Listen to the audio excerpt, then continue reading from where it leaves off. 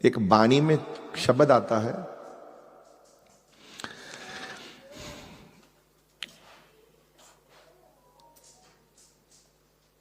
जाको सिमर अजामल उदरियो, गनिका हो गत पाई, हरि को नाम सदा सुखदाई। नाम की बात करी है, सब सुख दाता राम है। किसको सुख कहते हो आप? किसको? लौकिक सुख कहते, किसको कहते हो? पैसा होना चाहिए? किसको सुख मानते हो? सुख पता क्या है? भगवान जब सुख देते हैं क्या देते हैं? अपने भक्तों को। किसी पूछा, प्रभु से जब पूछा, उन्होंने ये सूत्र लिखा हुआ है शास्त्र में, जब ऋषि मुनियों ने पूछा प्रभु आपके घर का सुख क्या है, तो प्रभु के मुख से पता क्या निकला? सबसे पहले हमारे घर का सबसे पहला सुख है सत्संग, कीर्तन, जश, कीर्ति, भगवान का गुणगान जो करती हैं आत्माएं, वो पहला सुख है। उसी को हम सुख मानते हैं। भगवान जब आपको सुख देते हैं तो आपके कदम सत्संग की तरफ भागेंगे, कीर्तन, सेवा, संगत, ये सुख पैदा होना शुरू हो जाएगा जीवन में। सब सुख दाता राम है, दूसर नाहिन कोई है। कोई और है ही नहीं, इसके अलावा कोई और है ही नहीं। सुखों की खान है ये। गनिका कौन थी? वैश्या। उसको भी तार दिया मेरे मालिक ने। गनिका हो गत पाई, हरि को नाम सदा सुखदा। शरीर बेचने वाली वैश्या जिसको बोलते हैं, अंग्रेजी में उसको प्रॉस कहते हैं। उसके घर के बाहर कुछ साधु आए, जो वाणी में जिसका जिक्र किया है, गनिका हो गत पाई। साधु आए उसके घर के बाहर, गांव में आए, और बड़े पहुंचे हुए साधु थे। ये उडुपी मंदिर जो साउथ में, वहां के ये साधु थे, वहां आसपास रहते थे, पूरा आनंद लेते थे भजन कीर्तन का। पहले साधु नंद भजन कीर्तन गाया करते थे, बस उनका काम था भजन कीर्तन करके परमात्मा से जुड़ने का। ये जब इस गांव में आए तो गांव के बाहर इन लोगों से, कुछ लोगों से पूछा कि यहां हमको कोई आश्रय मिलेगा? हम लोग साधु हैं, एक दो रात रुकना हो हमको, एक दो दिन, तो यहां कोई रहने के लिए हमको कोई जगह मिलेगी इस गांव में? तो वो जो लोग थे, अब वो मजाकिया किस्म के थे, खराब होते ही हैं सारे, बाहर खड़े थे। उन्होंने मजाक में कहा, हाँ हाँ क्यों नहीं मिलेगा, ये देखिए इतना बड़ा घर जो सामने है, ये जितना बड़ा जो घर है ये देखिए, इसके साथ में बाग भी है इतना सुंदर, आप वहीं रुक जाइए और उस घर में चले जाइए, वो तो बहुत सत्कार करेंगे आपका, वो तो आदर से, वो तो साधुओं का प्रेम भाव भी होता है। वो एक्चुअली में घर वैश्या का था, और वैश्या का घर हमेशा गांव के बाहर ही हुआ करते थे शहर के, और बड़ा बड़ा घर था। साथ में वैश्या के जमीन थी जो बाग बना हुआ था, जिसमें वो बगीचे में सुंदर सुंदर फूल उसने लगा रखे थे, अपना सब्जियां ब्यूटीफुल उसने अपना बगीचा बना रखा था। बस वहीं का दिखा दिया कि इस, तो साधु भी बड़े प्यारे प्यारे, वहां जाकर उन्होंने बगीचे में अपना ताम झाम उठाया, एक पेड़ के नीचे बैठ गए और ठाकुर जी को निकाले और कीर्तन शब्द बानी खूब जोर जोर से गाना शुरू कर दी। अब जब गाने शुरू कर दिए, अंदर आवाज गई कोठे में, तो वैश्या को देखा है बाहर कोई संत जन आए हैं, तो बस सीधे दरवाजा खोला एकदम। लोग वैश्या के साथ जो रहते हैं आदमी, बदमाशी होते हैं वो लोग सब, वो बोले हम भगा दें इनको। ना ना ना, हमारी किस्मत अच्छी है, इतने समय बाद यहां साधु आए हैं, साधु। तो उन्होंने फटाफट तैयार हुई, एकदम पूरा एकदम उन्होंने अपने कपड़े बदले, एकदम सादगी वाले कपड़े, सिर पे चुन्नी ली, थाल ली, चांदी की थाली ली, कि साधु आए हैं। ऊपर से खिड़की से देख लिया, सब कीर्तन हो रहा है, मेरे घर में साधु आए हैं। उनको खुशी का ठिकाना ही नहीं था उसको, गणिका को, मेरे घर में साधु आए हैं। थाली सजाकर सुंदर फल रखे, जो भी सुंदर सुंदर, साथ में सोने की मुद्राएं रखी, चांदी के सामान रखा, अपने गहने रखे कि मैं साधुओं की सेवा में। तो ऊपर ढक के सारा पूरा थाल लेकर, चुन्नी लेकर पहुंच गई और आंखों में आंसू। हे प्रभु, आप इस पापन को उतारने के लिए हमारे घर आ गए। कौन आता हमारे घर? अब दूर खड़े होकर उसने, जो वैश्या थी, दूर खड़ी होकर, अभी यहां जैसे इतनी दूर में, तो थाली सजाकर तो खड़ी हो गई ऐसे ही, वहां पैरों के बल बैठ गई। जो बड़े साधु थे, जो कीर्तन कर रहे थे, उनका ध्यान उस देवी की तरफ गया कि थाली लेकर खड़ी है एक बच्ची। आवाज लगाई, बेटा, ए पुत्र, आगे आओ। पुत्र कहा, बेटा कहा। उसको बेटा और पुत्र कौन कहता था? वेश्या को कौन कहता? उसको तो गंदी निगाह से लोग देखते हैं सब। आजकल तो संसार वैसे ही कली काल में बहुत बुरा हाल है। आंखें भर आई उसकी, बेटा सुनकर, पुत्र सुनकर। है, मुझे बेटा कहा? उसको एकदम सांस ऊपर नीचे, एकदम मेरे को बेटा कहा। हाथ जोड़ के कहने लगी, थाली, महाप्रभु, मैं पापन हूं, मैं आपके पास नहीं आ सकती, मैं बहुत गंदी हूं। आप बहुत पवित्र हैं, निर्मल हैं, साधु हैं, मैं नहीं आ सकती आपको। आप दूर से मेरा नमस्कार स्वीकार करिए। झुक के दंडोत करके बोली, सबको मैं नमस्कार करता हूं, आप शुक्र है मेरे घर में आप पधारे हो। साधु बोले, तुम क्यों नहीं आ सकती हमारे पास? आओ हमारे पास। नहीं, नहीं आ सकते ना। कौन हो तुम? बोले, मैं वैश्या हूं। साधु एकदम चुप हो गए सारे कि हम वैश्या के घर में आ गए हैं, ये वैश्या का बगीचा है।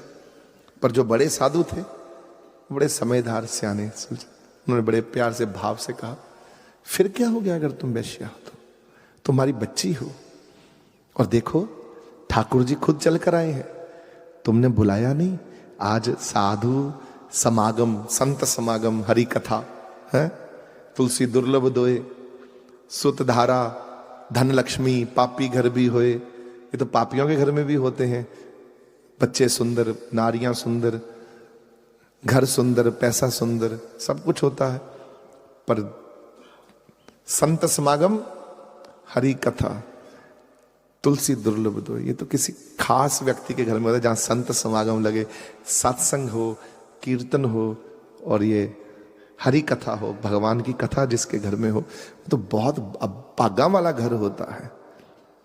तुलसीदास जी लिखते हैं, बिन भागा सत्संग ना लब्बे, ये गुरु रामदास जी महाराज जी कहते हैं। बिन सत्संग विवेक ना हुई, राम कृपा बिन सुलभ ना सोई। फिर से कहते हैं कि बहुकाल किए सत्संगा, तब ही हुए सब संशय भंगा। तभी हमारे अंदर से सब गल मल सब कुछ निकलेगा, जब हम बहुत देर तक परमात्मा का ध्यान, सत्संग, कीर्तन हम सुनेंगे, करेंगे। वो देवी के हाथ जोड़कर खड़ी है, बोले, मैं आ नहीं सकती आपके पास। बोले, क्यों नहीं आ सकती? आओ हमारे पास बेटा, तुझे भी भगवान ने बनाया है, हमको भी प्रभु ने बनाया है। पुत्र, अब तेरा कल्याण होने का समय आ गया। अब हमें समझ आ गई कि क्यों प्रभु तुम्हारे बगीचे में आकर बैठे। आगे आ बच्चा। इतनी बात सुनी, उसका साहस बड़ा, आगे बढ़ी, सिर पे हाथ रखा उन महापुरुषों ने, बोले, बैठ हमारे साथ भजन कर यहां पर। वो ताल जो खड़की, चिमटा हाथ में पकड़ा दिया, जोर से उसने भी गाना शुरू कर दिया।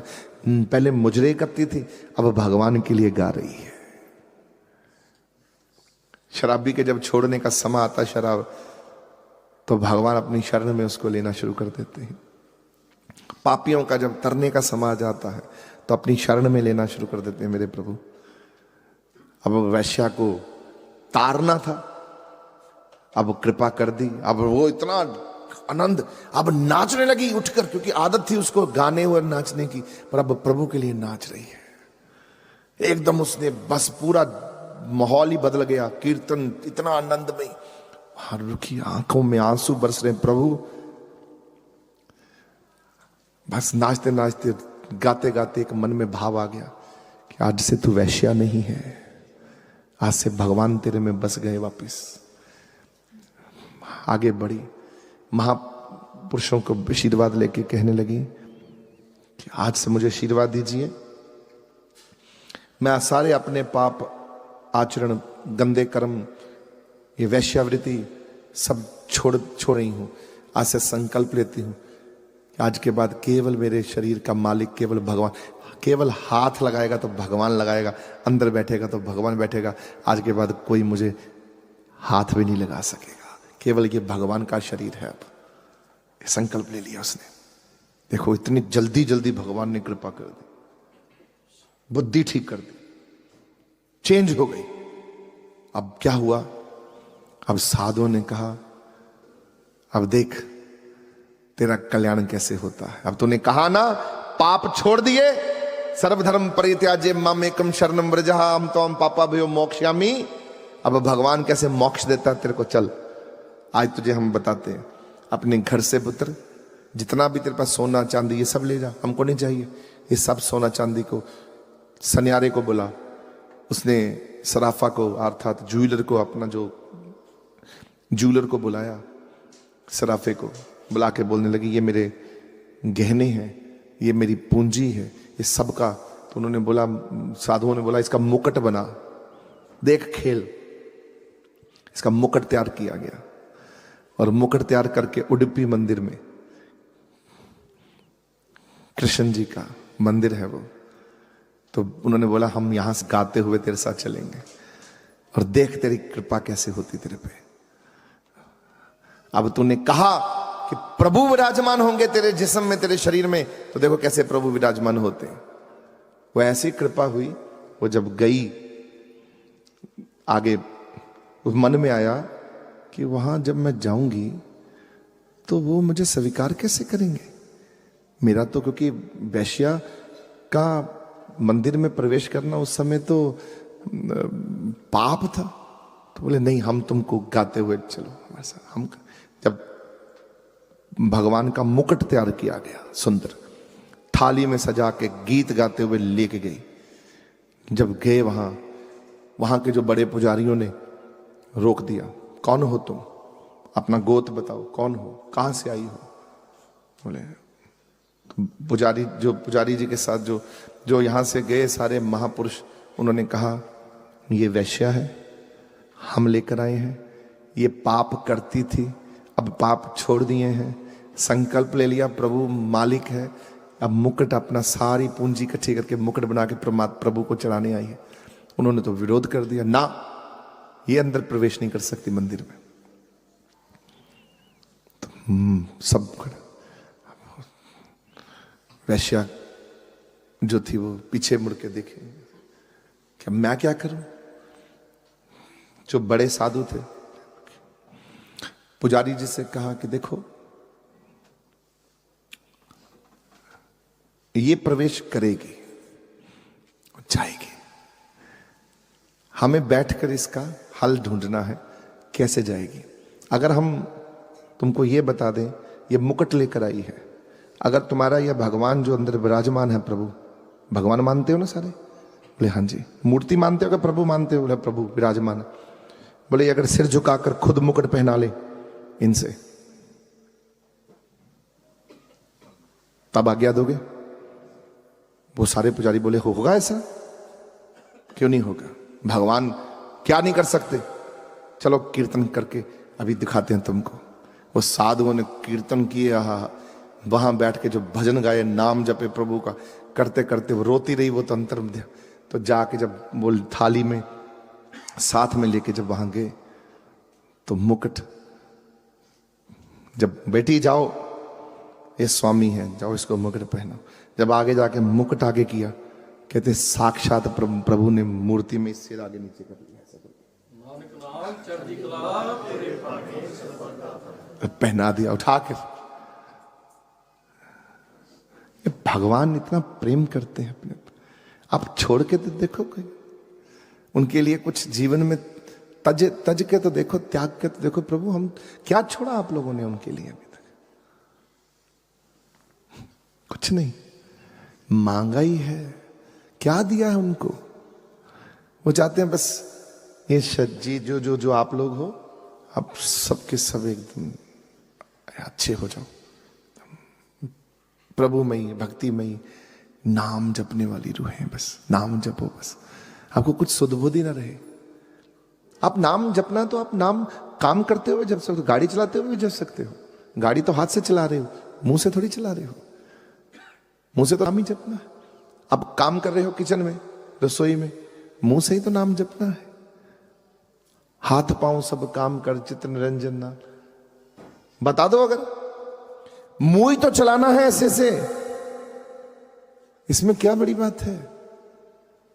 आदत डालो, क्यों नहीं डल सकती आदत? आप कुछ भी ठान लो तो ना हो, भगत प्यारा कोई ठान ले। और हमारे प्रभु तो इतने दयाल है, हमारे गुरुदेव भी इतने दयाल है, मालिक तो है ही है, तीन लोक का स्वामी है। तो जो ठान लेता ना मैंने भगत को ठीक करना, तो मिनट में ठीक कर देता। वो जो ठान ले तो मैं पार करना है, भोगे पार बस। और आप प्रभु से पता क्या क्या करें, क्या कहिए प्रभु से? कौन क्या कहेंगे प्रभु से?